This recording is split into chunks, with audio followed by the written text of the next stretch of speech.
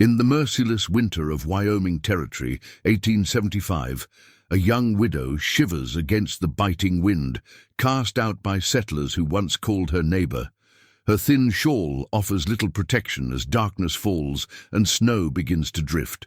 Hope fades with each stumbling step, frostbite creeping through her trembling fingers, but fate has other plans. Through the swirling snow, a wealthy cattleman spots her silhouette against the pristine drifts. What he offers goes beyond mere shelter. It's a chance at a new life, a new love, and perhaps even a new family. But can a heart frozen by betrayal learn to trust again? Before we jump back in, tell us where you're tuning in from. And if this story touches you, make sure you're subscribed, because tomorrow I've saved something extra special for you. Sarah Miller's fingers traced the faded ink on the homestead deed, remembering the pride in James's eyes when he'd first shown it to her. "Our own piece of heaven," he'd said, his rough farmer's hands gentle as he'd helped her down from the wagon. That spring morning, the cabin had been little more than 4 walls and a roof then, but to them it had been the beginning of everything. Now, 2 years later, she sat alone at their small table, the January wind howling through gaps in the logs they'd never quite managed to seal. The deed meant nothing now, not without James, not without money to pay the property taxes, and certainly not without the goodwill of neighbors who'd turned their backs one by one. The fever had taken James quickly, too quickly for anyone to help. She'd watched helplessly as it consumed him over 3 days, his strong frame burning with heat despite the winter's chill. Dr. Henderson hadn't even made it out to see them. Someone else's child had taken priority, they'd said. By the time he'd arrived, James was already gone, leaving Sarah with nothing but memories and dwindling supplies. She'd sold what she could, James's tools, their extra blankets, even her mother's silver brooch. Each sale had bought her a little more time, a few more weeks of uncertain shelter. But now, with the last of their savings gone, and the tax collector's deadline looming, even that borrowed time had run out. The settlers' council meeting that morning had been mere formality. Sarah knew her fate was sealed the moment she walked into the church and saw Martha Henderson's pinched expression. The doctor's wife had never approved of James marrying a girl from back east, especially one with fancy ideas about books and education. "Mrs. Miller," Elder Thompson had begun, his voice carrying all the warmth of the frost coating the windows, "We've discussed your situation at length." He'd paused, making a show of shuffling papers that didn't need shuffling. "While we sympathize with your loss, we cannot allow you to remain in possession of land you cannot maintain. The territory needs strong, productive homesteads." "It can maintain it," Sarah had interrupted, her voice steady despite her racing heart. "I just need time to—" "A woman alone cannot run a homestead," Martha Henderson had cut in, her knitting needles clicking like angry insects. "It's not natural, not proper." The council had nodded in unified agreement. A sea of faces she'd known for 2 years turned suddenly foreign and cold. These were people who'd shared her table, who'd celebrated harvest with them, who'd praised James's carpentry and her preserves. Now they looked at her as if she were a stranger, or worse, a burden to be shed. "The decision is final," Elder Thompson had declared. "The property will be reassigned to the Whitman family. They have 4 strong sons. They'll make proper use of it." His eyes had softened momentarily, perhaps remembering the girl who'd taught his youngest to read last summer. "You have until sundown to collect your personal belongings. The church can provide you passage to Cheyenne on tomorrow's supply wagon." But Sarah knew what awaited in Cheyenne. The same fate that befell most widows without family or means. The workhouse, or worse. She'd heard whispers about the positions available to desperate women, had seen the haunted eyes of girls who'd taken that path. Now, as afternoon light faded to evening's grey, Sarah gathered what little remained of her life into a small carpet bag. Her wedding ring, too precious to sell even now. A daguerreotype of her parents, taken before the consumption, claimed them. The book of poetry James had courted her with, his clumsy farmer's hand inscribing "To my dearest Sarah" on the flyleaf. The sound of boots on her porch startled her from her reverie. Elder Thompson stood in the doorway, several of the younger men behind him.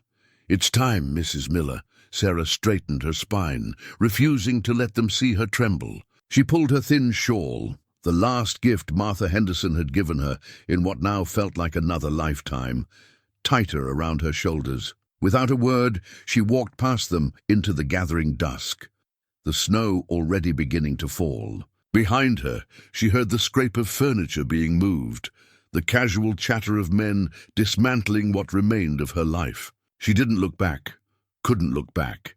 Instead, she fixed her eyes on the road leading north, away from the settlement, away from Betrayal, away from everything she'd once called home. The wind picked up, carrying the first bite of the storm to come. The storm grew teeth as darkness fell. Sarah pulled her threadbare shawl tighter, but the wind found every gap, every worn thread, stealing what little warmth remained. The rough wool that had once seemed so fine, Martha Henderson's smug smile as she'd presented it as a Christmas gift, now felt like little more than gossamer against the Wyoming winter. She'd been walking for hours, though the exact count had been lost to the numbing cold. The road north had disappeared beneath the drifting snow, leaving her to navigate by instinct and the occasional glimpse of stars through breaks in the clouds. Each step required more effort than the last, her boots heavy with packed snow. "Keep moving," she whispered to herself, her voice lost in the wind. "Just keep moving." The words became a rhythm, matching her stumbling pace. She'd heard stories of people who'd stopped in storms like this, who'd sat down for just a moment's rest and never risen again. The thought of the settlers finding her frozen body in the spring, of Martha Henderson clucking her tongue and saying, "Well, what did she expect?" drove her forward with renewed determination. But determination alone couldn't warm frozen fingers or stop the violent shivers that racked her frame. The carpet bag, containing everything she had left in the world, grew heavier with each step. She'd already abandoned her mother's china teacup, wrapped carefully in linens, after the third time she'd fallen, the sound of it shattering beneath. The snow had torn a sob from her throat, one more piece of her past sacrificed to survival. Night settled fully around her, transforming familiar prairie into an alien landscape of shadows and swirling white. Every dark shape might have been a tree offering shelter, every distant glimmer a farmhouse light, but each hope proved false. The wind played tricks with sound, sometimes carrying what seemed like voices or the distant bark of dogs, only to fade into the endless howl that filled her world. Sarah's thoughts began to drift, memory mixing with the present in a dangerous dance. She saw James standing before her in the snow, smiling that crooked smile she'd loved so well. "You should have married someone richer," he said, his face sad. "Someone who could have left you more than debt and dreams." "I married for love," she told the phantom, her numb lips forming words the wind stole away. "I'd do it again." But James was gone, scattered like snow on the wind, leaving her alone in the vastness of the prairie night. Her legs trembled with each step now, and the cold had worked its way so deep she'd stopped shivering, a bad sign she knew, but the knowledge seemed distant, unimportant. The sudden absence of wind made her stumble. She'd wandered into a small hollow, the high ground around her offering brief shelter from the storm. Above, the clouds parted just enough to let moonlight silver the scene. Sarah sank to her knees, no longer certain if she was resting or falling. Her carpet bag slipped from frozen fingers, spilling its meager contents into the snow. The book of poetry James had given her lay open, its pages ruffling in the occasional gusts that reached the hollow. She stared at it, remembering summer. Evenings when he tried so earnestly to read verse to her, his farmer's tongue stumbling over the fancy words. She'd loved him all the more for trying. "I'm sorry," she whispered, though she wasn't sure if she was apologizing to James, to herself, or to the dream they'd shared of building a life together. The cold didn't hurt anymore. Nothing did. Snow gathered on her shawl, on her eyelashes. But she couldn't feel it. Sleep beckoned, promising warmth and peace. A distant light flickered through the swirling snow. Another cruel trick of the storm, she thought. But this light stayed steady, growing stronger. The sound came next. Rhythmic crunching of snow beneath heavy hooves. Sarah tried to stand, to call out, but her body wouldn't obey. The best she could manage was to lift her head, squinting against the wind that had found her shelter. The lantern light swung closer, carried by a mounted figure she couldn't quite make out. The horse's breath steamed in the frozen air as it picked its way carefully down into the hollow. Sarah wanted to speak, to reach out, but the darkness that had been gathering at the edges of her vision chose that moment to rush in. The last thing she heard was a deep voice calling out in alarm, the crunch of boots landing in snow, and then nothing. In the hollow, the wind turned the pages of the abandoned poetry book, pausing for a moment on a verse about love and redemption before carrying the words away into the night. Thomas Barrett had been riding fence lines since dawn, checking cattle before the worst of the storm hit. 20 years in Wyoming territory had taught him to read weather like others read books, and everything about this storm warned of danger. The wind had that particular howl that meant business, and the temperature had dropped faster than a card-sharp's smile. He'd nearly missed the dark shape in the hollow. If his horse, old Jake, hadn't tossed his head and snorted at just the right moment, Thomas might have ridden past, too focused on thoughts of his warm ranch house ahead. But Jake knew things about mercy that humans sometimes forgot, and so they'd stopped. The lantern light caught something glinting in the snow, a book's gold-edged pages fluttering in the wind. Then he saw her, half buried in white, still as death, but for the faintest rise and fall of her chest. A woman out here in this.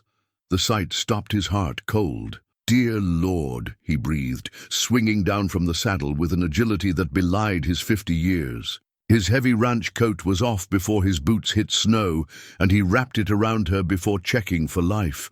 Her pulse fluttered weak against his fingers, but it was there. Thomas gathered her slight form into his arms, shocked at how little she weighed. A carpet bag lay spilled nearby, its contents telling a story he'd seen too often in these harsh lands. A few clothes, a daguerreotype, a wedding ring tied to a ribbon. A widow, then, and by the look of things, one who'd been cast out rather than helped. "Shame on them," he muttered, knowing without asking that some settlement had decided she was more burden than blessing. He'd seen it before. Communities that talked Christian charity on Sundays and practiced cold-hearted pragmatism the rest of the week. Getting her onto old Jake's back proved tricky. She was limp as a rag doll, and he had to mount first, then lift her up in front of him. The horse, steady as always, stood patient through the awkward maneuver. Thomas arranged her carefully, making sure his coat covered every bit of her he could manage, then gathered her close against his chest. "Home, Jake," he said, turning the horse's head southwest where his ranch house waited. "And make it quick." The journey seemed endless. Thomas kept one arm tight around his unconscious charge, while the other handled the reins. He talked continuously, partly to keep himself alert in the growing storm, partly in hopes some of his words might reach her. "Stay with me now, miss," he murmured as Jake picked his way carefully through deepening snow. "Got a warm fire waiting, and Mrs. Cooper, she's my housekeeper. She makes the finest hot chocolate this side of the Mississippi. Just hold on a little longer." He felt her stir slightly at the mention of warmth, and his heart lifted. She was fighting then. Good. He'd seen too many give up when the cold got deep enough. Seen that terrible, peaceful look come over their faces right before the end. The lights of his ranch house appeared through the storm like a promise kept. He could make out Mrs. Cooper's figure in the window. She'd have been watching for him, worried about his late return. The door flew open as they approached, spilling lamplight onto the snow. "Thomas Barrett," Mrs. Cooper's voice carried even through the wind. "What in heaven's name?" She trailed off as she saw his burden.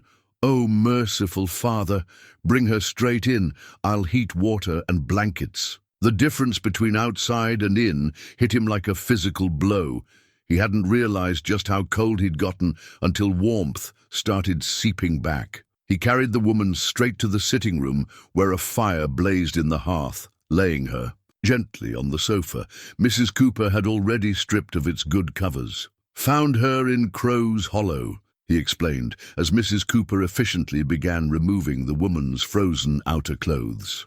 "Don't know how long she was out there, but long enough," Mrs. Cooper cut in grimly. "Her hands are bad, Mr. Barrett. We'll need snow to warm them slowly. Too much heat too fast will do more harm than good. Can you fetch some fresh snow while I get her into dry things?" Thomas nodded, grateful as always for his housekeeper's practical competence. Margaret Cooper had come to him 10 years ago, a widow herself with grown children back east.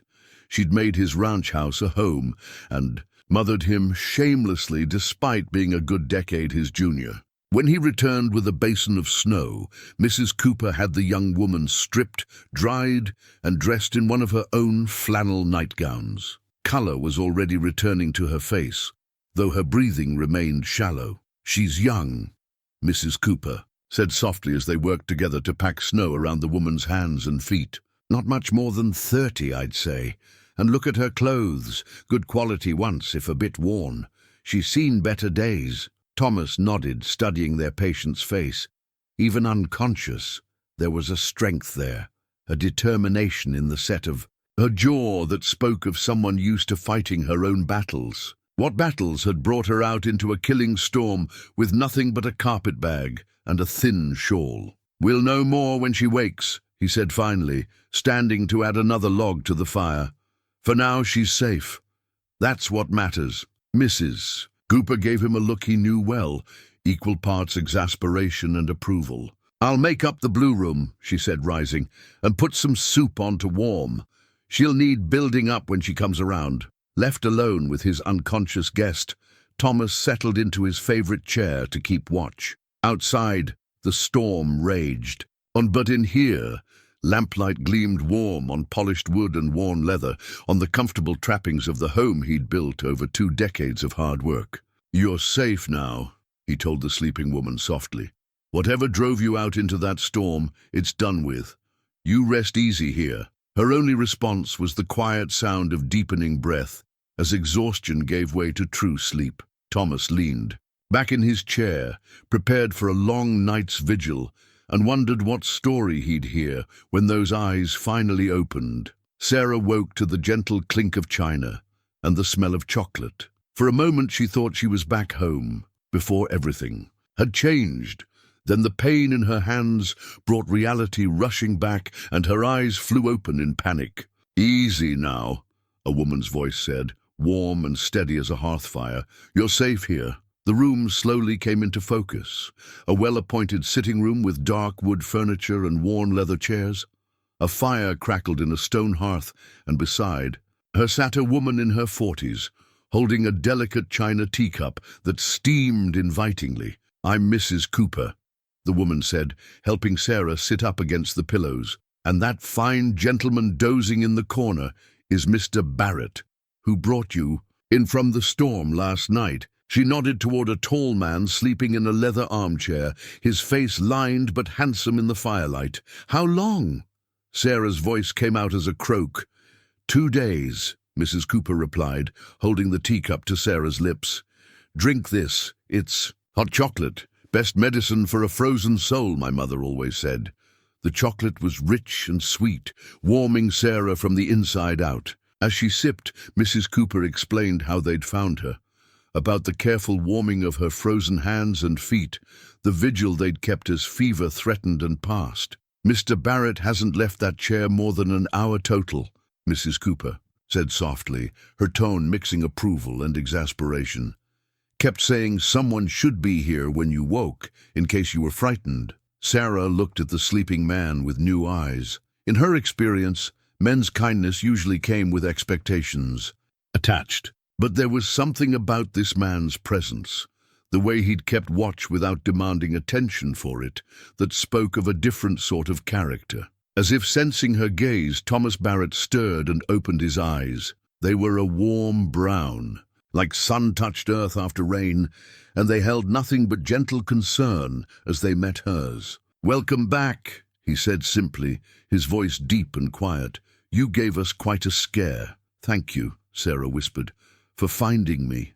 For—" She gestured vaguely at the room, the warm fire, her bandaged hands. "No thanks needed," he replied, standing slowly and stretching his tall frame. Any decent person would have done the same. But they hadn't, Sarah thought.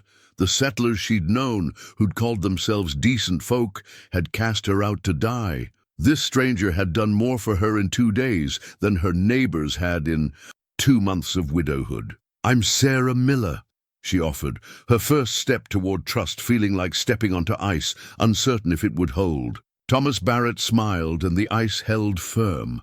"Welcome to Barrett Ranch, Mrs. Miller. You're welcome to stay as long as you need to heal up proper." Mrs. Cooper clucked her tongue approvingly and rose to fetch more chocolate. Sarah watched her go, then turned back to find Thomas Barrett studying her with thoughtful eyes. "When you're stronger," he said carefully, "we'd be glad to hear your story. But there's no rush. For now, just rest and know you're safe here." Safe. Such a simple word, but it brought tears to Sarah's eyes. She blinked them back, unwilling to seem weak, but Thomas Barrett's expression told her he understood anyway.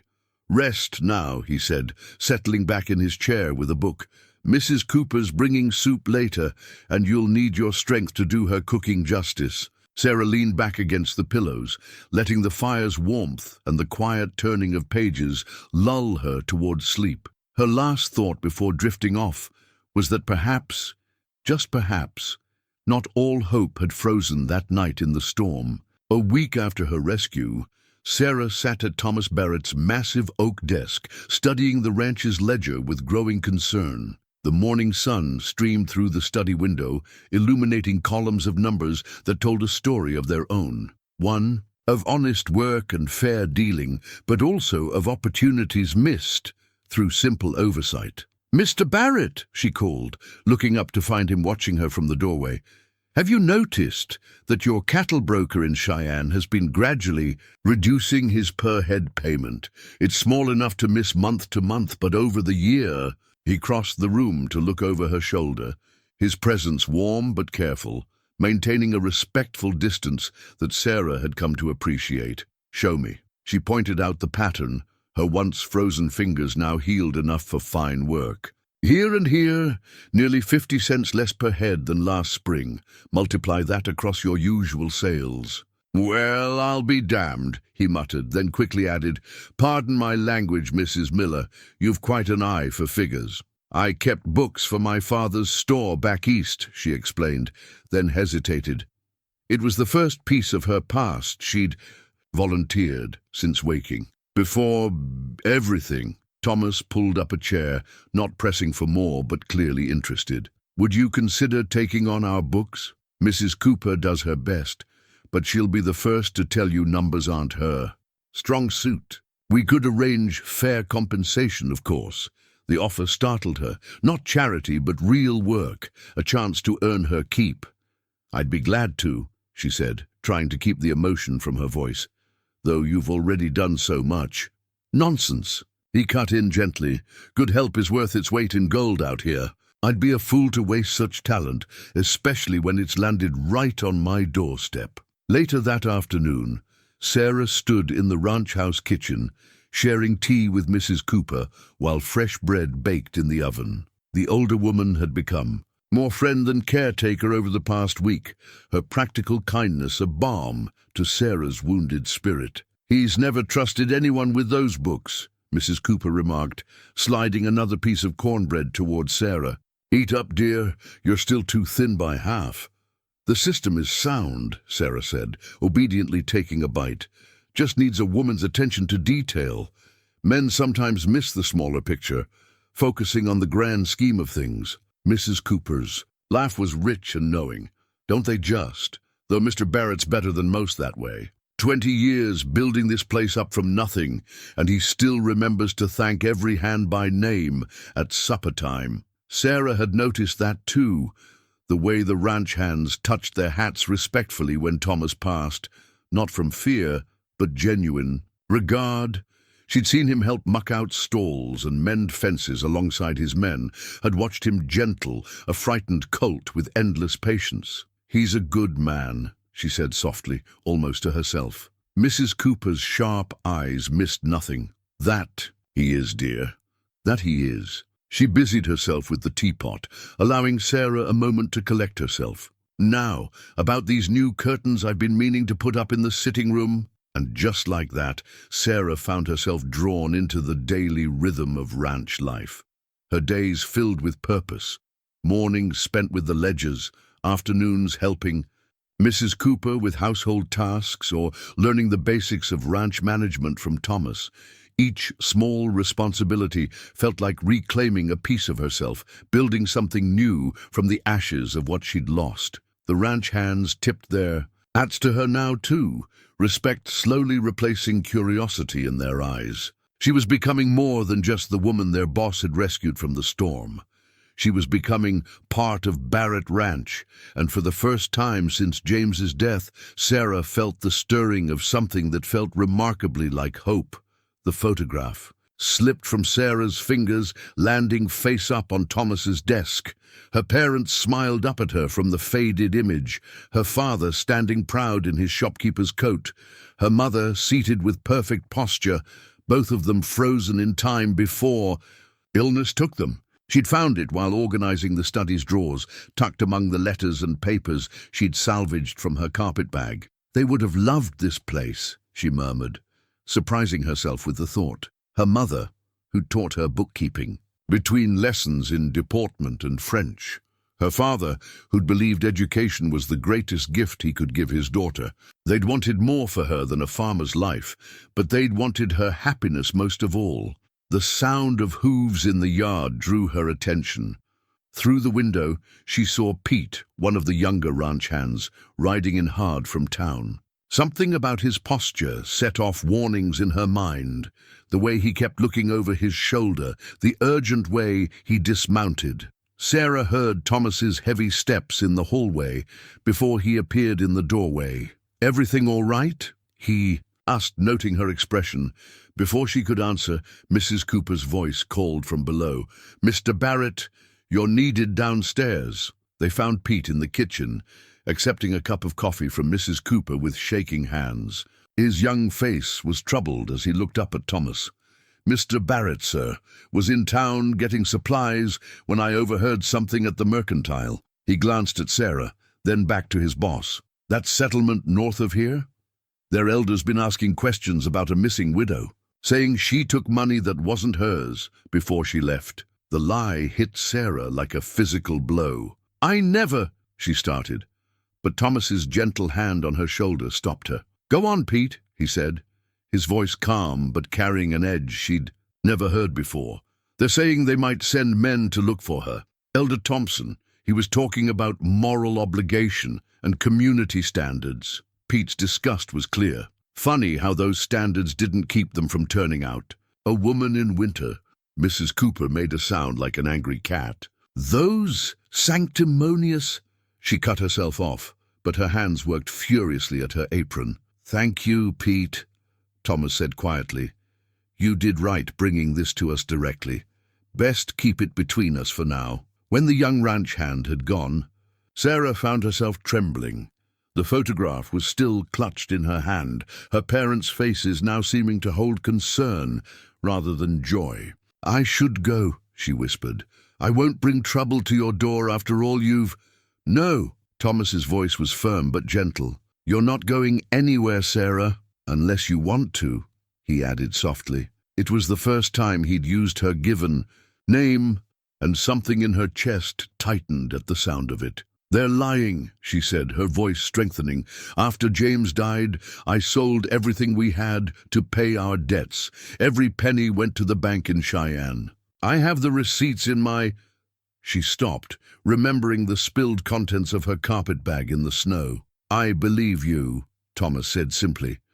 "And more importantly, I know Elder Thompson's kind. Men who wrap greed in scripture and call it righteousness." He shared a look with Mrs. Cooper, some unspoken understanding passing between them. This is your home now if you want it, and we protect our own here at Barrett Ranch." Mrs. Cooper nodded firmly. "Indeed we do. Now sit down before you fall down, dear. I'll make us all some tea, and we'll sort this out proper." Sarah sank into a kitchen chair, the photograph still in her hands. Looking at her parents' faces, she suddenly remembered something her father used to say. Character shows clearest in how folks treat those who can't help them in return. She looked up at Thomas, who'd taken the seat across from her, his solid presence as reassuring as the mountain peaks on the horizon. In his eyes, she saw not pity or obligation, but something warmer, something that made her heart beat faster, even as it calmed her fears. "Thank you," she said softly, "for believing in me." His smile was gentle as summer rain. "Some things don't need proof, Mrs. Miller. Some things you just know." The first hint of spring came on a morning in late March when Sarah found Thomas on the front porch, studying a seed catalogue with the same intensity he usually reserved for cattle ledgers. The snow was retreating from the pastures in patches, revealing hints of green beneath winter's blanket.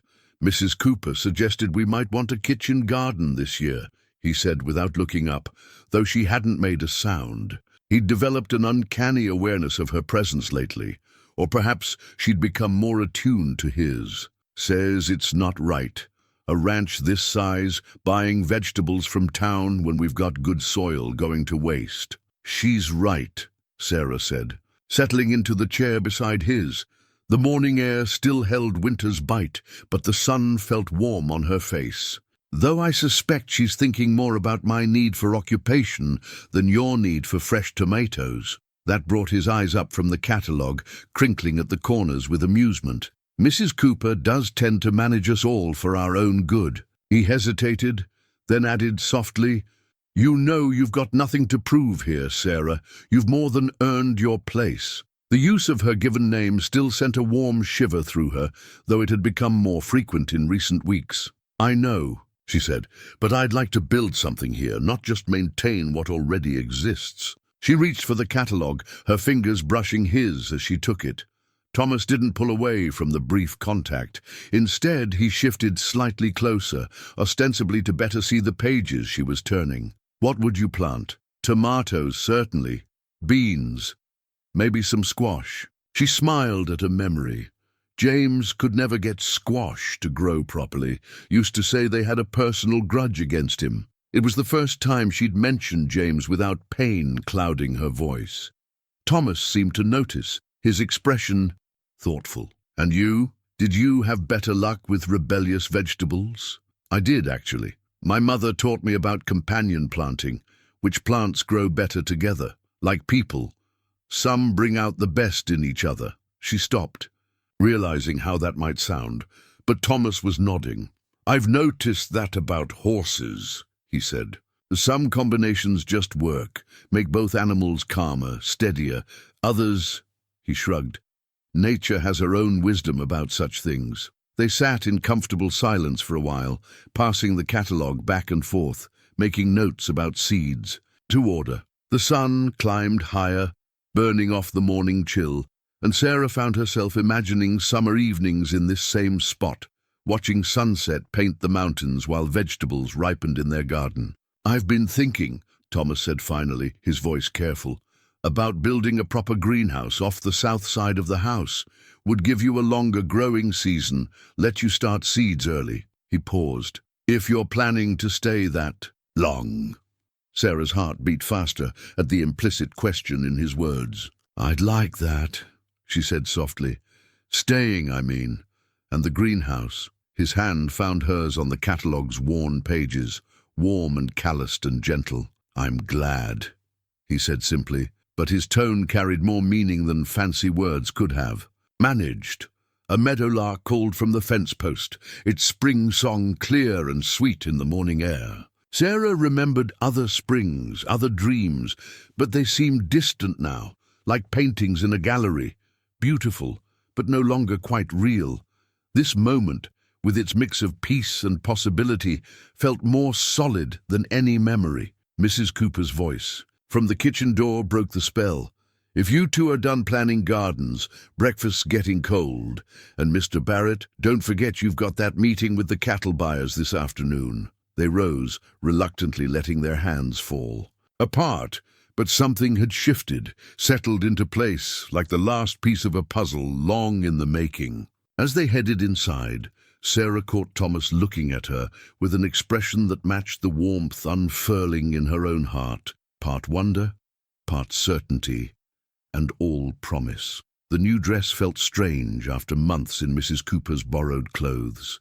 Sarah smoothed the dark blue fabric, cut in the latest fashion the town's seamstress could manage. Thomas had insisted on having it made, saying practical ranch clothes weren't suitable for meeting with the bank president about their new breeding program investments. "Our investments," he'd corrected himself, making her heart skip. "Since you're the one who found the opportunity in those ledgers." Now, riding beside him in the wagon toward town, Sarah felt equally strange and right. The spring morning had dawned clear and mild, the road mostly dried from recent rains. Thomas handled the reins with casual competence, his Sunday suit making him look more handsome than usual, if a bit less comfortable. "Nervous?" he asked, glancing her way. "A little," she admitted. "It's been a while since I've faced town gossips, and this time—" She gestured vaguely between them, not quite sure how to define what this was. "This time you're not alone," he finished firmly. "And you're coming as the woman who's helped double the ranch's efficiency in 3 months, not as anyone's charity case." They rounded the last bend, the town spreading before them in the valley. Sarah sat straighter, lifting her chin. She'd faced worse than wagging tongues and lived to tell the tale. The first test came at the Mercantile, where they stopped for supplies before the bank meeting. Mrs. Henderson, not the doctor's wife from Sarah's old settlement but cut from the same cloth, stood behind the counter, her eyes widening at their entrance. "Mr. Barrett," she said warmly, then with decidedly less enthusiasm, "and company." "Mrs. Miller," Thomas supplied, his tone pleasant but firm. "My ranch manager. We'll need the usual monthly order, plus these seeds." He handed over the carefully prepared list Sarah had written in her precise hand. Mrs. Henderson's pinched expression at the word manager almost made Sarah smile. Almost. "Of course," the shopkeeper said, reading the list, "though I'm surprised you're planning such an extensive garden. Usually, men in your position—" She let the words trail off meaningfully. "Usually miss opportunities for profit and pleasure." "Alike," Thomas replied easily. "Mrs. Miller's agricultural expertise is already proving invaluable to the ranch's operations." The way he said it, matter of fact, without defensiveness, took the wind from Mrs. Henderson's sails. She couldn't very well argue with a man's right to run his ranch as he saw fit, not in Wyoming territory. Their next stop proved more pleasant. The bank president, Mr. Phillips, cared more for numbers than gossip, and Sarah's detailed presentations of their expansion plans impressed him visibly. When Thomas backed her proposal with his reputation and collateral, the loan was approved with remarkable speed. "I must say," Phillips remarked as they concluded, "it's refreshing to see such thorough planning. The territory needs more of this sort of careful growth." Leaving the bank, they passed the town's small church just as services were letting out. Sarah felt the weight of stares, heard the murmur of whispers, but Thomas's hand at her elbow was steady, and she remembered Mrs. Cooper's words that morning. "Hold your head high, dear.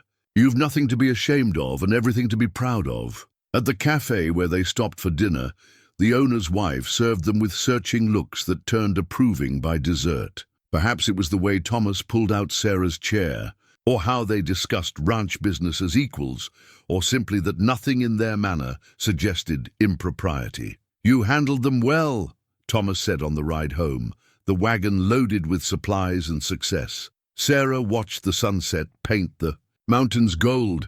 "They handled themselves better than I expected, though I suspect having you beside me made the difference." "No," he said quietly. "You made the difference.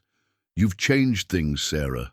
The ranch, the books, the garden plans." He paused. "Me." The last word hung in the air between them, full of meaning neither was quite ready to voice. But as the horses carried them home through the gathering dusk, Sarah felt something settle in her heart, a certainty that whatever came next, she was exactly where she belonged. The hand-carved wooden box sat on Sarah's desk one morning in late spring, its surface polished to a soft glow. No note accompanied it, but she knew instantly who had made it. She'd seen Thomas whittling in the evenings, his big hands surprisingly delicate with the small knife, though he'd always tucked his work away when she approached. Her fingers traced the intricate pattern of vines and leaves carved around the edges, each detail perfect down to the tiny flowers blooming among the foliage. When she lifted the lid, the scent of cedar filled the air, and she found the inside, lined with velvet, clearly ordered from the mercantile at some expense. "Do you like it?" She turned to find Thomas in the doorway, trying to look casual and failing utterly. There was vulnerability in his expression that made her heart ache sweetly. "It's beautiful," she said softly. "But what's the occasion?" He moved into the room, running one hand along the desk's edge. "Saw you keeping your parents' photograph and James's ring in that little cloth bag. Thought you might want something more fitting, something permanent." The last word carried weight, and Sarah felt tears prick at her eyes, not from sadness this time, but from the thoughtfulness of this man who understood that honoring her past wasn't a threat to their future. "I've been meaning to tell you something," Thomas said, his voice gentle, "about why I understand about keeping memories close." He pulled a worn daguerreotype from his vest pocket and handed it to her. The image showed a much younger Thomas, standing beside a pretty woman in a wedding dress, both smiling at the camera. "Margaret," he said softly, "we had 3 years together before the fever took her. I was 30, she was 26. Always meant to have children, but—" He shrugged, the gesture containing years of acceptance. "She's why you stopped that night," Sarah said, understanding dawning. "Why you were riding fence lines so late in a storm." Thomas nodded. "Lost her in winter. For years after, I couldn't bear the thought of anyone else facing that kind of cold alone." His eyes met hers. "Never expected finding you would lead to this." "This?" Sarah asked, her heart beating. "Faster. Hope," he said simply. "A future I didn't think I'd want again, if that's not too forward to say." Sarah placed the photograph gently in the new box, then reached for James's ring on its ribbon. It settled onto the velvet beside her parents' picture, precious memories protected in cedar and love. When she closed the lid, it felt like closing one chapter of her life with respect, making room for the next to begin. "Not too forward," she said, turning to face Thomas fully. "I've been feeling the same way. About hope. About—" She gestured. "Between them, as she had that day in the wagon, but this time with certainty rather than question."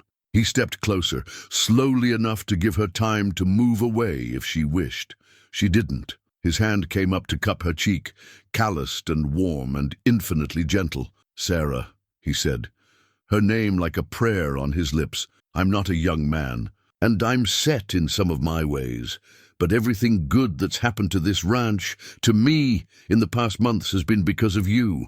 Because you make me see the world fresh, make me want to build something new." She leaned into his touch, her own hand coming up to cover his. "We've both had lives before this," she said.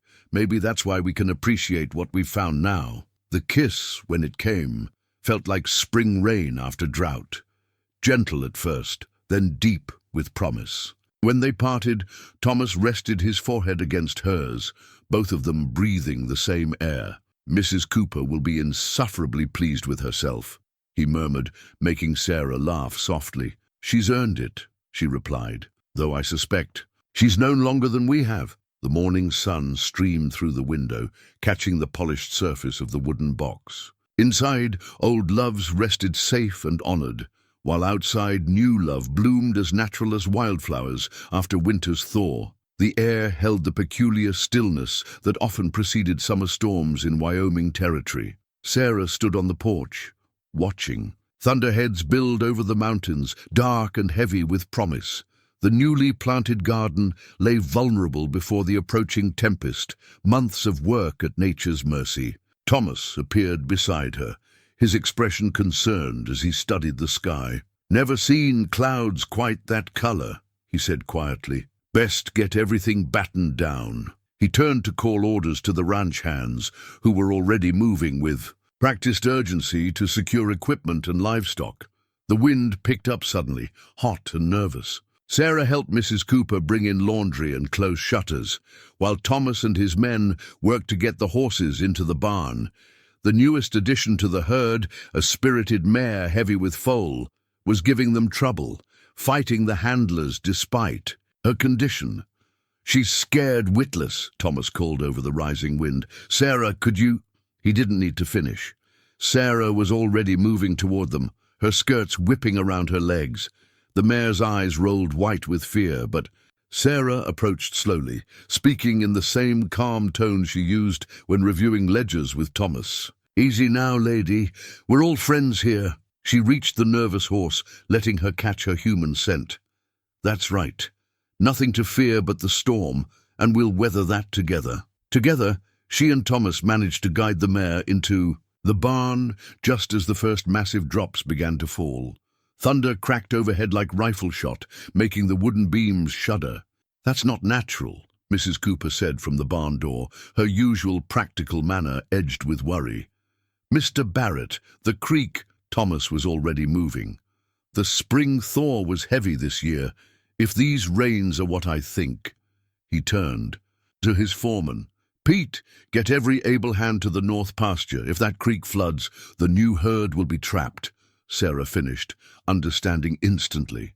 They'd invested heavily in premium stock, placed in the richest grazing land that, right now, was looking more like a potential death trap. The rain fell in sheets now, turning the world grey and hostile. Thomas grabbed his oilskin coat, then hesitated. Sarah knew he was torn between heading out himself and staying to protect the ranch house and barn. "Go," she said firmly. "Mrs. Cooper and I can handle things here. Those cattle are our future." He caught her hand, squeezed it once, hard. "Be careful," he said, then turned to Mrs. Cooper. "The root cellar." "Already provisioned," the housekeeper nodded. "We'll move down there if need be. Now go, before you lose the light." Sarah watched him ride out with his men, their forms quickly swallowed by the storm's fury. The pregnant mare whinnied nervously, and Sarah returned to her, stroking her rain-slicked neck. "Hush now, girl. Your man will be back soon enough. They all will." The hours that followed tested every nerve. The storm raged with unnatural vigor, wind howling through every crack in the barn's sturdy walls. Sarah and Mrs. Cooper moved between house and barn, securing what they could, comforting frightened animals and watching the creek's waters rise with alarming speed. A tremendous crack split the air, followed by the distinctive sound of rending wood. Sarah ran out into the rain to see one of the ancient cottonwoods that lined the creek listing dangerously, its roots undermined by the rushing water. "It'll take out the bridge if it falls," she shouted to Mrs. Cooper. The bridge was Thomas's only route back from the north pasture. Without thinking further, Sarah ran for the tool shed. "Sarah Miller, don't you dare!" Mrs. Cooper's voice was lost in the wind, but Sarah was already returning with an axe and rope. She'd seen Thomas and his men do this before, using guide ropes to direct a tree's fall. The theory couldn't be that different in practice. The rain blinded her as she worked, soaked to the skin despite her coat. The rope, secured to the trees, upper branches, took all her weight as she pulled, trying to angle the fall away from the bridge. Her hands burned, slipping on the wet rope, but she held on. She had to. "Let it go, girl." Mrs. Cooper's voice came through the storm. "It's too much." "No!" Sarah shouted back. "He needs this bridge." Whether she meant Thomas or the whole crew didn't matter. What mattered was holding on, fighting back against nature's fury with everything she had. Just when her strength was failing, other hands grabbed the rope behind her. Pete and two other ranch hands, returned from securing the outlying buildings, added their weight to hers. Together, they pulled the great tree away from the bridge, watching it crash harmlessly. into the swollen creek. "Mrs. Miller," Pete said with newfound respect, "remind me never to arm wrestle you." She managed a breathless laugh, but her eyes were on the bridge, watching for riders through the rain. The storm was beginning to slacken, the thunder moving. East, when she finally heard hoofbeats, Thomas rode at the head of his men, all of them mud-covered and exhausted, but alive. The cattle, she learned later, had been driven to higher ground just in time, though it had been a near thing. Right. Now, none of that mattered, as Thomas dismounted and strode toward her, taking in her soaked appearance and the fallen tree. "The bridge," he began, "is safe," she finished, "though we lost one of your cottonwoods." He looked from the tree to the rope still in her hands, understanding dawning in his eyes. Without warning, he pulled her into his arms, mud, rain, and all. "You impossible, magnificent woman," he murmured into her hair. "What am I going to do with you?" "Marry me," she said, surprising herself with the boldness. "Since we seem to handle storms better together." His laugh was rich with joy and relief. "Yes," he said simply, "though I had a more romantic proposal planned, involving considerably less mud." "This is perfect," she assured him, and meant it. They had faced nature's fury together and emerged stronger. What better foundation for a marriage could there be? Mrs. Cooper's voice broke their moment. "If you two are quite finished getting engaged in the rain, there's hot coffee in the kitchen. And Mr. Barrett, you'll want to see what your bride-to-be did to protect your investment. Pete, tell him about the tree." As they walked toward the house, Thomas's arm around her waist, Sarah felt the last lingering chill of that long-ago winter night finally fade. She had found more than shelter here.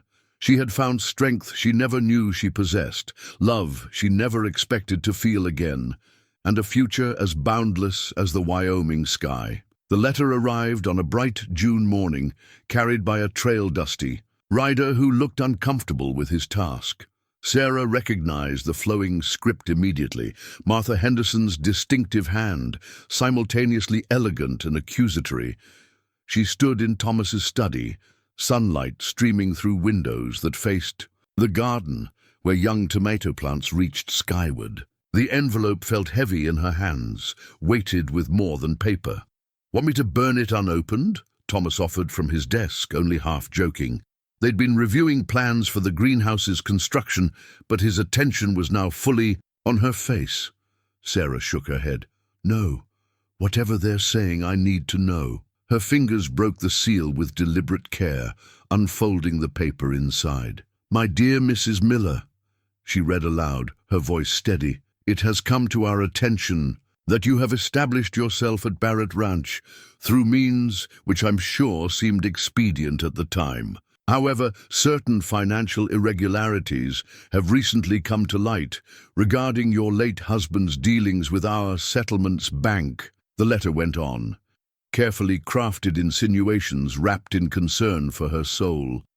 But it was the final paragraph that made her blood run cold. "Elder Thompson and Mr. Augustus Green from the bank will be calling upon you shortly to discuss these matters. I'm sure you'll want to resolve any misunderstandings before your relationship with Mr. Barrett progresses further." Thomas's chair scraped back. "Augustus Green," he said, the name carrying weight. "Why does that name sound familiar?" "Because he was the reason we left Ohio," Sarah said quietly, sinking into a chair. "He was the bank manager there too, the one who—" She trailed off, old memories surfacing like bitter wine. Thomas knelt beside her chair, taking her hands in his. "Tell me." "He wanted to marry me.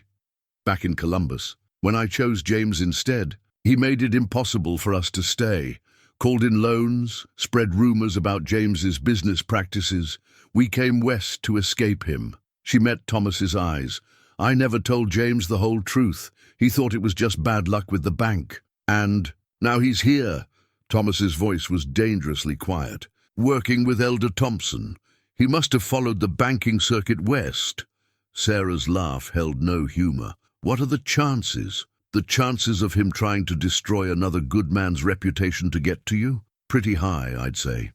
Thomas stood, pacing to the window. The timing's interesting. Just as we're expanding the ranch, making new investments, they'll try to block the loans, Sarah realized. Martha's letter, the accusations about James. It's all groundwork. They'll threaten to spread rumors, try to damage your standing with the bank in Cheyenne. Let them try. Thomas's voice held steel. I've spent 20 years building a reputation in this territory. 20 years of honest dealing and paid notes. Augustus Green's been here, 2 years? 3? Sarah stood, moving to join him, at the window. It's not just the bank, Thomas. They'll try to turn the whole town against us. Martha Henderson has a gift for that kind of thing. He turned to face her, his expression grave, but gentle. Sarah, do you trust me with everything? I am, she answered without hesitation. Then trust this. We're going to fight them, not with secrets or shame, but with truth and dignity, everything in the open, everything above board. He took her hands again, starting with this. I want to marry you next week, not next month, as planned, before they arrive. Thomas, not to rush you, he continued, but to make it clear to everyone that this isn't some scandal they can use against us. You're not some woman I took in from charity. You're my partner in business and life. The papers are already drawn up making you half owner of the ranch. Sarah stared at him. You did that? When? The day after the storm, when you saved both bridge and herd. Seemed fitting. His smile was wry, just waiting for the right moment to tell you. Impulsively, she reached up and kissed him, pouring all her gratitude and love into the gesture. When they parted, she saw her own determination reflected in his eyes.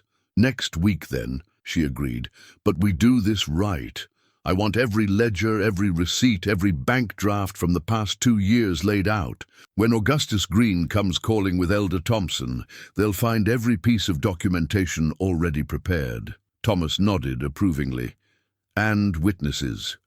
Pete was there when you found the discrepancy in the cattle broker's payments. Mrs. Cooper knows every detail of how you've improved the ranch's operations. Even that young clerk at the Cheyenne Bank, what's his name?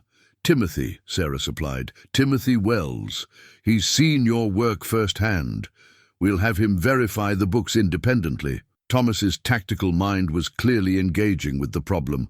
We'll face them with so much evidence of your competence and character that they'll look like fools for questioning either. Sarah felt the fear that had gripped her starting to fade, replaced by resolute calm. This was so different from Ohio, from the settlement. Then she'd face threats alone, or with a husband who never fully understood the danger. Now she stood with a partner who met challenges head-on, who fought not by hiding, but by shining light into dark corners. There's one more thing, she said, moving to her desk and removing an envelope from the bottom drawer. I kept copies of the Ohio bank records, the ones that show exactly how Augustus Green manipulated James's accounts. I was too afraid to use them then, but now... Thomas's smile was grim but proud. Now we use everything, not for revenge, but for truth. For truth, she agreed. And for us. They spent the rest of the morning planning their defense, bit by bit transforming fear into strategy. Outside, the garden Thomas had helped her plant continued reaching for the sun, unconcerned with human struggles. Sarah watched a butterfly land on one of her tomato plants and thought about growth, about how some things required facing storms to grow stronger. When Mrs. Cooper brought them lunch, she took one look at their faces and nodded approvingly. About time, she said cryptically. I'll start planning the wedding feast. And Sarah, yes? Wear that blue dress from the bank meeting, the one that makes you look like you could buy and sell the whole territory. Mrs. Cooper's eyes twinkled. Sometimes the best weapon is simply refusing to look like a victim. Sarah squeezed Thomas's hand, feeling the answering pressure of his fingers. No, she wasn't a victim anymore. She was a woman who had found her strength, her voice, and her match. Whatever storms approached, they would weather them together. The harvest festival transformed the town square into a swirl of autumn colors and lantern light. Sarah stood at the edge of the dancing area, her hand resting lightly on Thomas's arm, watching couples twirl to the fiddle's bright notes. Her blue dress, the one she'd worn to confront Augustus Green, now served a happier purpose, though its selection had been just as deliberate. "Mrs. Barrett," Thomas said softly, still testing the sound of her new name, "may I have this dance?" She smiled up at him, remembering their small wedding 3 months ago, how the entire ranch had turned out in their Sunday best. They'd exchanged vows under the same cottonwoods where she'd once proved her strength during the storm. But this was their first public celebration as husband and wife. "You may, Mr. Barrett," she replied, letting him lead her onto the wooden dance floor. The musicians struck up a waltz, and they moved together with the easy grace of people who'd learned to anticipate each other's rhythms. Sarah caught glimpses of familiar faces as they turned, Mrs. Cooper beaming proudly from beside the refreshment table, Pete and his young wife Claire joining the dance, Mr. Phillips from the bank raising his glass in greeting. "In quite a change from spring," Thomas murmured, nodding toward where Augustus Green stood with Elder Thompson, both men trying to maintain dignity despite their recent very public humiliation. The evidence Sarah and Thomas had presented, backed by Timothy Wells's independent audit, had not only cleared her name, but exposed Green's pattern of manipulation. "They'll recover," Sarah said, surprisingly free of bitterness. "Men like that always do, but they'll think twice before trying such tactics again." Thomas's hand tightened slightly at her waist. "Especially now that you're officially half-owner of one of the territory's largest ranches.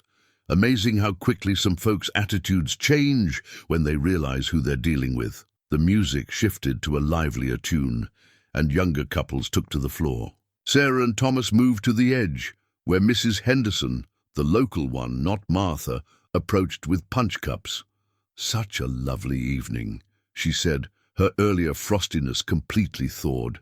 "And I must say, Mrs. Barrett, your suggestion about stocking those new calico prints has doubled my shop's income this month.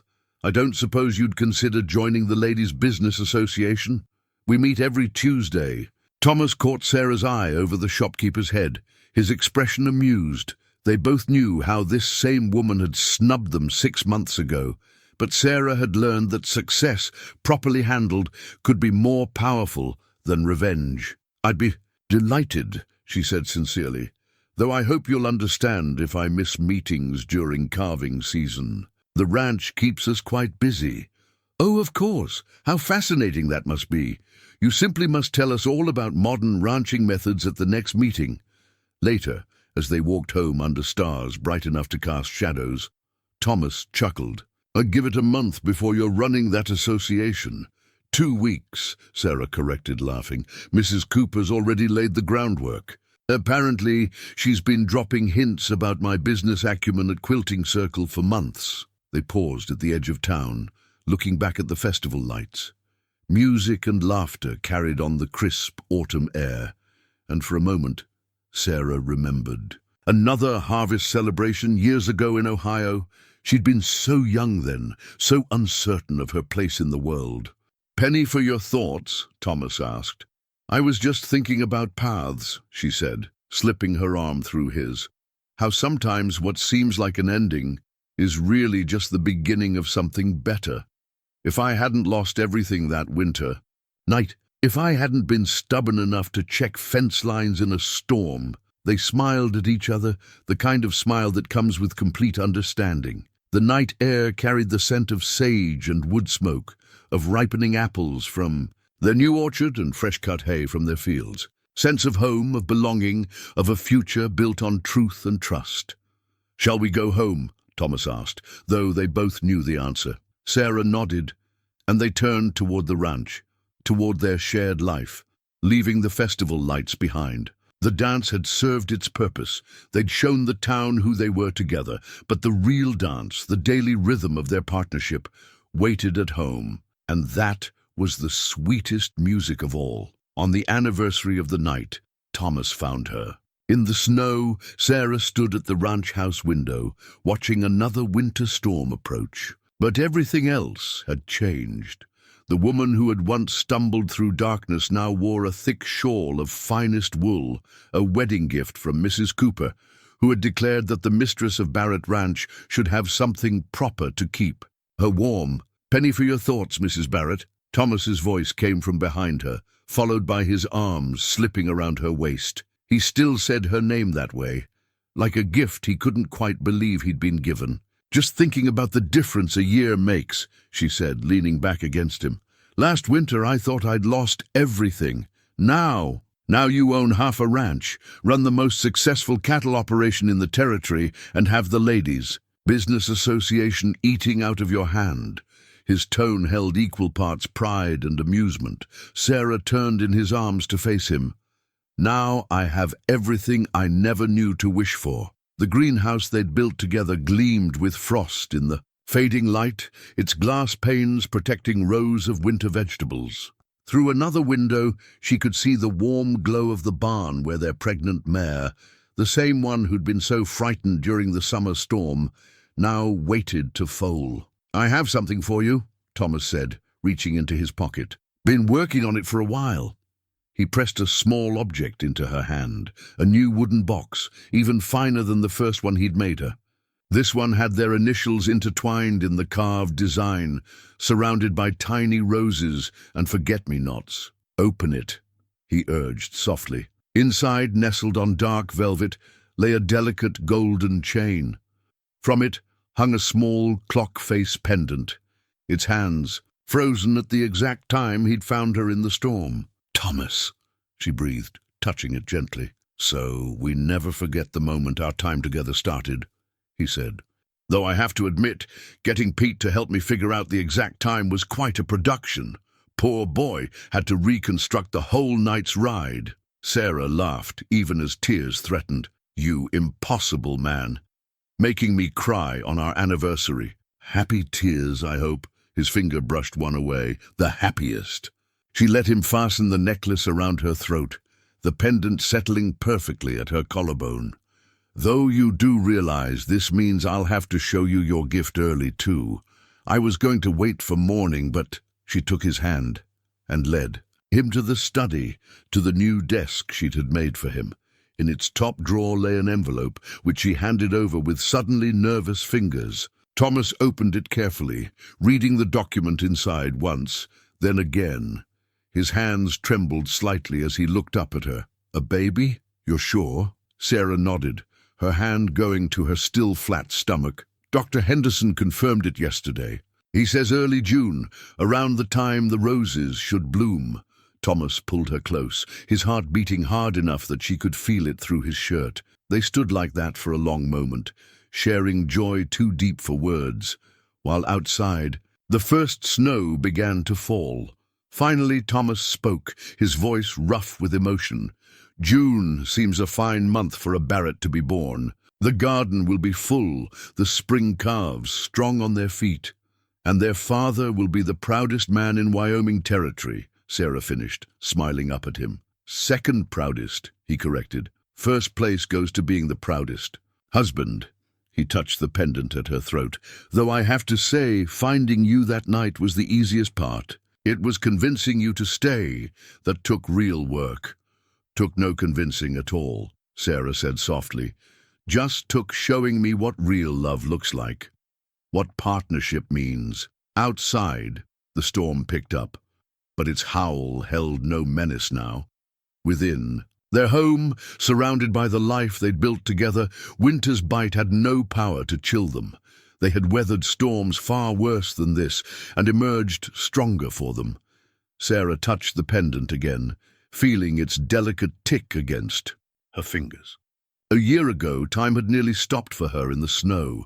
Now it flowed forward, carrying them toward a future bright with promise, marked in moments like this, standing in her husband's arms, their child growing beneath her heart, as winter returned not as an enemy, but as an old friend, come to reminisce about the night their story began.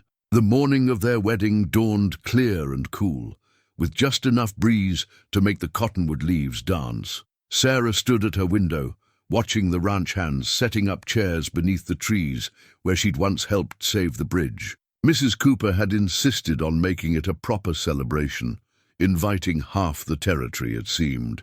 "It's not every day the most eligible rancher in Wyoming takes a bride," she'd declared, steamrolling over their protests for a simple ceremony. "And it's certainly not every day that bride turns out to be the best thing that's happened to this ranch since running water." Now, as Sarah smoothed her wedding dress, new silk from Cheyenne, but simply cut in deference to her practical nature, she heard a knock at her door. "Come in, Mrs. Cooper," she called, recognizing the pattern of 3 quick raps. The housekeeper entered carrying a small package wrapped in tissue paper. "Something old," she said, her usual brisk manner softened by emotion. "Found it in my trunk last night." Sarah unwrapped the paper carefully to reveal a delicate lace handkerchief. "It's beautiful," she breathed, running her fingers over the intricate pattern. "My mother made it for my wedding," Mrs. Cooper said quietly. "I've no daughter to pass. It too, and well," she cleared her throat, "you've become family, Sarah, you and that impossible man of yours." They embraced, careful of Sarah's dress, sharing the understanding of 2 women who'd lost much but found new belonging. When they parted, Mrs. Cooper briskly wiped her eyes. "Now then, let's get you ready. Can't have Thomas thinking you've changed your mind." The ceremony itself was simple, but profound. They stood beneath the cottonwoods, their chosen family gathered. Around them, Pete served as best man, his chest puffed with pride. Claire, his wife, stood as matron of honor, her own expecting condition a happy echo of Sarah's secret. Thomas waited for her at the makeshift altar, his Sunday suit pristine, his eyes holding wonder as she walked toward him. In his breast pocket, she knew, he carried Margaret's picture alongside one of her parents, honoring the past while embracing their future. Sarah carried James's ring on its ribbon, wrapped around the stems of her bouquet, not to hold on to grief, but to acknowledge how love builds upon love, how every step of their journeys had led them here. The minister spoke of partnership, of weathering storms together, of building something greater than themselves. But it was their own words, their own vows, that brought tears to every eye. "Sarah," Thomas said, his voice steady and sure, "I found you in darkness, but you brought me into light. You've made my home truly a home, my ranch truly a legacy, and my life truly complete. I offer you not just my name and my worldly goods, but my trust, my respect, and my endless love." Sarah's voice trembled only slightly as she responded. "Thomas, you saved more than my life that winter night. You saved my faith in goodness, in possibility, in love itself. I offer you my skills, my strength, and my whole heart, from this day forward through every season to come." They exchanged rings, simple gold bands that somehow felt weightless despite all they represented. As the minister pronounced them, husband and wife, a sudden breeze sent cottonwood seeds spinning through the air like summer snow, nature itself celebrating their union. The celebration that followed was everything Mrs. Cooper had promised. Tables groaned with food, fiddles played as children danced, and the ranch hands competed to tell the best stories about the couple's courtship. Mr. Phillips from the bank made a toast to their business acumen, while Pete's speech about the tree and the storm had everyone alternately laughing and wiping away tears. As evening fell, lanterns were lit in the trees, casting golden light over the gathering. Sarah and Thomas shared their first dance as husband and wife on a wooden platform the hands had built specially for the occasion. "Happy," Thomas murmured as they swayed together. Sarah looked around at their home, their people, their life, at the ranch house that had sheltered her, the cottonwoods that had tested her, the garden beginning to flourish under her care, at the faces of friends who had become family, all celebrating not just their love, but the kind of partnership that made everyone around it stronger. "More than happy," she said, resting her head on his shoulder. "Complete." Above them, stars began to appear in the darkening sky, as constant and true as the love that had brought them to this moment, this beginning. Spring came early to Barrett Ranch that year, as if nature itself was eager to celebrate new beginnings. Sarah stood in the greenhouse she and Thomas had built together, one hand resting on her growing belly, while the other checked the seedlings they'd started. The morning sun streamed through glass panes, warming the rich soil where their future crops were taking root. "Everything growing as it should?" Thomas asked from the doorway, his voice carrying the same tender note it had held ever since she'd told him about the baby. "The tomatoes are especially strong this year," she replied, smiling as he crossed to join her. "Must be all that extra care you've been giving them." He chuckled, placing his hand over hers on her stomach. "Can't help it. Seems like everything around here is growing precious cargo these days." They'd expanded the ranch's operations significantly over the winter, using Sarah's careful planning and Thomas's experience to guide their investments. The new breeding program was showing promising results, their improved cattle lines already drawing attention from buyers as far away as Denver. But their most important project stood half-finished on the hill behind the main house, a nursery with windows facing east to catch the morning sun. Thomas worked on it every spare moment, incorporating special touches like built-in bookshelves and a window seat where Sarah could nurse their child while watching over their domain. "Pete says the new fence line will be done by week's end," Thomas said, his thumb brushing absently over her wedding ring. "And that young Wells fellow from the bank stopped by earlier. Says our latest expansion proposal is approved." Sarah nodded, pleased but not surprised. They'd built such a solid reputation that even their most ambitious plans were now met with enthusiasm from investors. "Did you show him the breeding records?" "Didn't need to. Your reputation precedes you, Mrs. Barrett. Seems your system for tracking bloodlines has become something of a legend in banking circles." She leaned back against him, enjoying the solid warmth of his presence. Through the greenhouse windows, she could see ranch hands moving about their morning tasks. The scene so different from a year ago. New faces had joined their growing operation, each carefully chosen not just for skill, but for character. "I've been thinking," she said carefully, "about starting a school once the baby's a bit older. Nothing fancy at first, just reading and figures for the hands' children. Maybe some of the neighboring ranches' little ones, too." Thomas was quiet for a moment, and she knew he was truly considering it, weighing possibilities the way they'd learned to do together. "The old bunkhouse could be converted," he said finally. "Since we built the new one, it's got good light, solid walls. You've already thought about this, haven't you? Might have had Pete check the roof last week, just in case." His kiss brushed her temple. "You're not the only one who can plan ahead, you know." Sarah turned in his arms, taking in the face that had become as familiar as her own reflection, and somehow more dear with each passing day. "Have I told you lately what a wise investment you turned out to be?" "Keep talking like that," he smiled, "and I'll start thinking you only married me for my business sense." "That," she agreed, "and your extraordinary talent for rescuing women in snowstorms." Their laughter mixed with the morning sounds of the ranch, horses nickering, cattle lowing in distant pastures, the rhythmic pounding of hammers from the nursery construction. The sounds of home, of growth, of a future being, built one careful step at a time. The settlers' wagons appeared on the horizon one crisp spring morning, just as Sarah finished her morning review of the ranch's books. Through the study window, she watched them approach. 3 wagons laden with familiar faces, including Elder Thompson and Martha Henderson. "They're here," she called softly to Thomas, who appeared in the doorway as if he'd been waiting for her words. He crossed to stand beside her, his hand finding its customary place at the small of her back. "Right on time," he said. "Pete spotted them crossing the north pasture an hour ago." Sarah touched the deed in front of her, the new one that bore both their names, testament to their shared achievement. "Ready?" His smile held the quiet confidence she'd come to treasure. Always. They met their visitors on the front porch, Sarah's advanced pregnancy obvious now beneath her simple but elegant dress. She noted Martha Henderson's poorly concealed shock at her appearance. Not just the baby, but the obvious prosperity and confidence she carried like a mantle. "Elder Thompson," Thomas greeted them formally. "Mrs. Henderson, welcome to Barrett Ranch." Mr. Barrett, the elder replied stiffly. Mrs.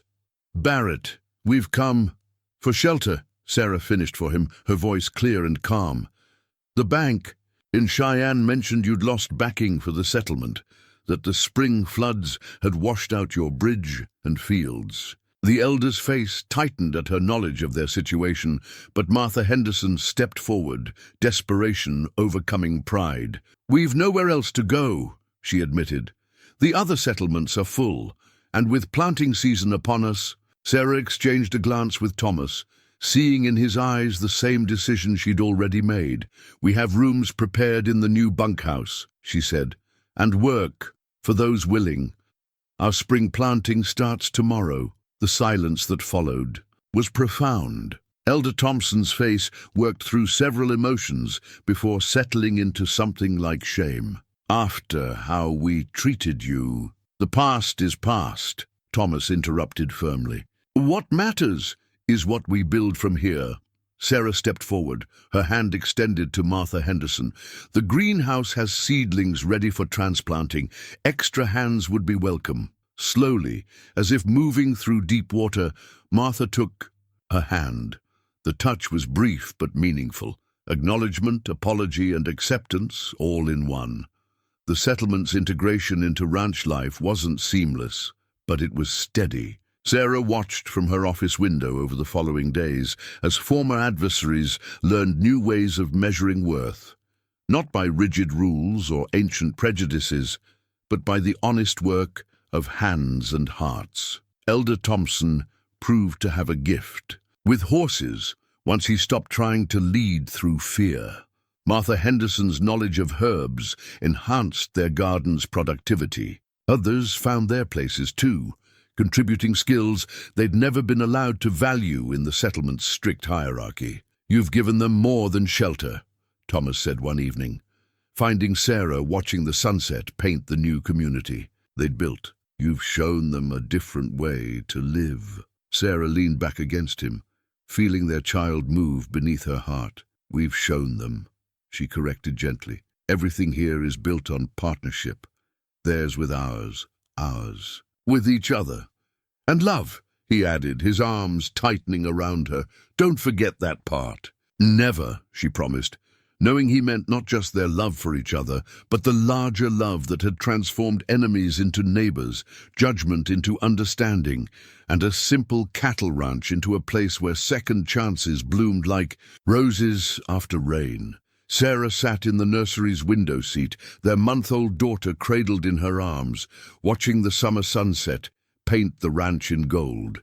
The family Bible lay open beside her, its fresh inscription recording Emma Margaret Barrett's birth, named for both their mothers, a bridge between past and present. Through the window, she could see Thomas walking back from the new schoolhouse, with Pete's eldest boy, their heads bent together over some shared discovery. The sight warmed her heart just as surely as the infant snuggled against her chest. The ranch had flourished beyond even their careful planning. Their enlightened approach to both cattle breeding and human relations had drawn attention throughout the territory. Other ranches were beginning to adopt their methods, not just for livestock management, but for building the kind of community that could weather any storm. Mrs. Cooper appeared in the doorway, carrying a fresh pot of tea and her knowing smile. Thinking deep thoughts? Grateful ones, Sarah corrected, shifting Emma gently as the housekeeper settled into the nearby rocking chair. A year ago, Thomas and I stood under those cottonwoods to exchange vows. Now, look at all we've built together. Built and shared, Mrs. Cooper added, pouring the tea. That's what makes it special. You two never pulled the ladder up behind you. It was true. The ranch had become a place where second chances weren't just given but earned, where work and worth were measured by character rather than circumstance. The settlers, who had once cast Sarah out, now formed the core of their expanded community, their transformed hearts proving that change was always possible when met with grace. Thomas's steps on the stairs announced his return. He entered quietly, mindful of the baby, but his eyes held the same joy they'd shown since Emma's birth. Your son, he told Mrs. Cooper, has quite an eye for horse flesh. Billy picked out every promising colt in the new bunch. He comes by it honest, the housekeeper said proudly. His father was the same. Sarah watched them discuss Billy's prospects. This family they'd all built together. The sun's last rays caught the pendant at her throat, the one marking the moment Thomas had found her in the storm. Time's wheel had turned full circle, winter's bitter night transformed into summer's golden evening. Emma stirred, her tiny hand catching a shaft of fading sunlight. Sarah remembered another moment of desperate hope, huddled in snow, not knowing that the light approaching through the storm would lead her not just to safety, but to love. "Everyone's gathering for supper," Mrs. Cooper announced, rising. "Martha's made her famous apple pie." Thomas helped Sarah up, taking Emma so she could straighten her skirts. The baby settled against his shoulder as naturally as breathing, his big hand cradling her tiny head with infinite tenderness. "Ready?" he asked, offering his free arm. Sarah took it, feeling the strength they shared. Below, voices and laughter drifted up from the main house where their extended family waited. The sound of children playing mixed with adult conversation, horses nickered in evening contentment, and the scent of pie and possibility filled the air. "Ready," she said, stepping forward with the man who had taught her that love, like hope, could blossom even in winter's deepest night.